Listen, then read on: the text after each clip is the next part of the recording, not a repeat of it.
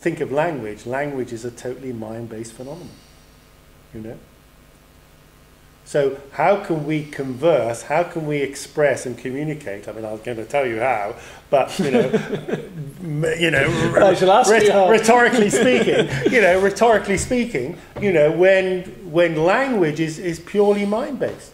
You know, how can we talk of the spiritual realm when there is no... language that can access there's no language that can access it. Absolutely right. So how do we do it? Feelings. Feelings are the key, right? They really are the... And when we're saying feelings, we're not talking just ordinary emotions of the mind. No, we're talking about all feelings in it's like vibration, right? If you want to get to a level of something, right? Spirit is vibration, right? Everything is energy, everything is vibration. So where do you need to be to connect it? You need to be at the level of vibration. The nearest thing to the level of vibration, so far as I'm aware, within the realm of the body, quote unquote, are our feelings. You know, our connection that way. Yeah, I mean, I think we're onto something here, but I would push you to define feelings as something beyond what most people say. Well, you know, how do you feel about such and such a situation? Well, that's not it. That's emotions. That's not it. That's still. Not it. I think emotions are very much. But let me tell you why that's not it, right? Because it's going back to what we said earlier. Language gets in the way. If I say to you, "How do you feel?" and you say, "Oh, I feel good," what does that tell me? Nothing, right? I mean, that's language. That's just mind. You know, you're not actually expressing how you feel. How do you feel in your body right now? What's going inside? Answer me the question. What's going on inside your body right now? Actually, a nice feeling of kind of comfort. We've eaten a good meal together, and therefore I'm feeling rather satisfied at that level. Now, that's interesting, isn't it? Let me stop you there, because the comfort is great, but then you jump to the external. Yeah. You jump to the meal, right? Now, okay, the meal is inside you in a sense, but what I would say is, right, the true feelings are what you're actually feeling inside. Where they come from. There's no external involved here. Yeah. You know, where they come from. Well, does it matter? Does it matter? I don't know. But if I'm talking about feelings in terms of what my body is, then I may explain why I'm having a certain feeling. Like, okay, go on. For instance, I've got an injury in my ankle. Okay. I twisted it somehow on Saturday. So what's the feeling? The feeling is a little bit of pain and discomfort when it's in certain positions. Okay, but that's language again. You're giving me labels, Martin. What's the feeling? Those are labels you're giving me. Ooh, ow! Owie. Okay, let's put it another way. Try and describe it in energetic terms. Try and describe it in vibration terms. Try and describe it in a sort of, in a spiritual, in a way. What's going on? What's going on? What's going on in your ankle? This okay. A buzzing feeling. Well, buzzing. Okay, buzzing tells me more than pain, doesn't it? Pain. What does that mean? Yeah. You know, I don't know what that means. Okay, you're in pain. What sort of pain? With occasional kind of little twinges of. But you see, that's an illustration of how language doesn't. Well, it is. You know? I mean, I agree that language is useless. You know, it's very little. I wouldn't say it's useless, and but therefore it is mind limited. Association. It is limited even in doing things which are kind of the physical sensations of the body. Yeah. Now, try and get into the feelings of our emotions.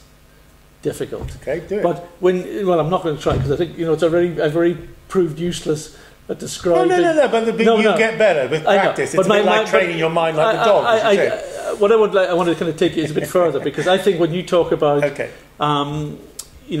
being in tune with feelings, I think we're talking about going beyond the emotions which are within the mind. Yeah. I think we're going into kind of the world of revelations and insights. Yes.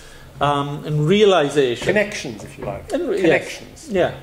Yeah. Connections, because it's obviously we're connecting with other sources of insight. And because we were talking about the point of trying to kind of understand ourselves as dominant over the mind, in a nice way, but also friends. Yes, friends. Making the mind our best friend, and engaging it to be congruent with our deepest wishes. Yeah. And therefore being able to kind of tap into who we are, what we understand, what we want for ourselves, and being able to kind of bring the mind along as a friend, rather than kind of feel it's fighting with us, rather than trying to think it's trying to distract us or take us in a different direction. I mean, I'm loving this. But this back to the. Let me just say something, because just something's coming to my mind. Sorry, I'm loving this conversation. Going back to Aladdin, right? It just occurred to me. Brilliant, right?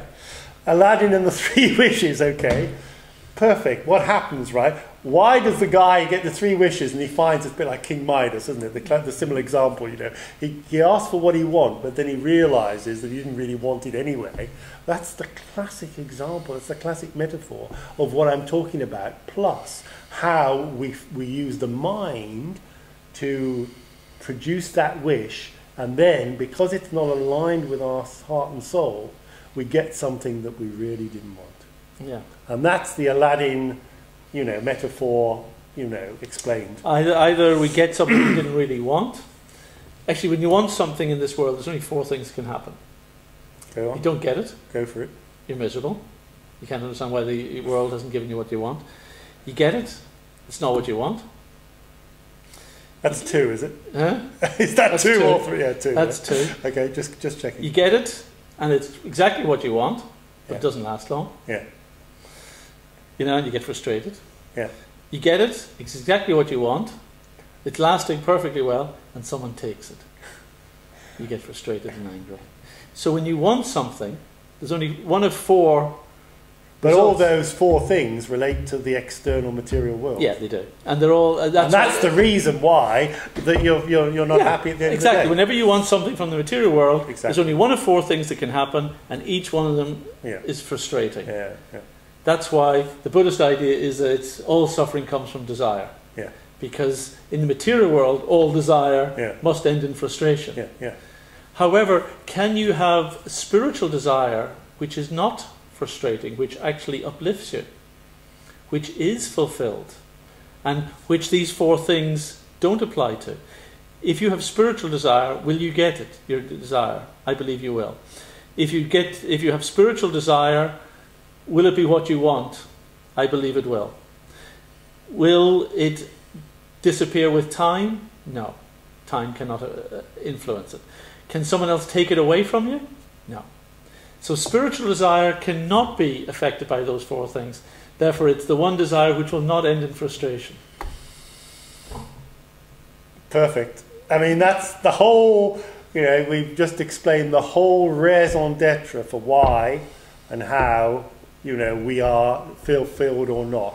Because unless we come from that place of our spiritual soul desire, we ain't going to be fulfilled. Sorry.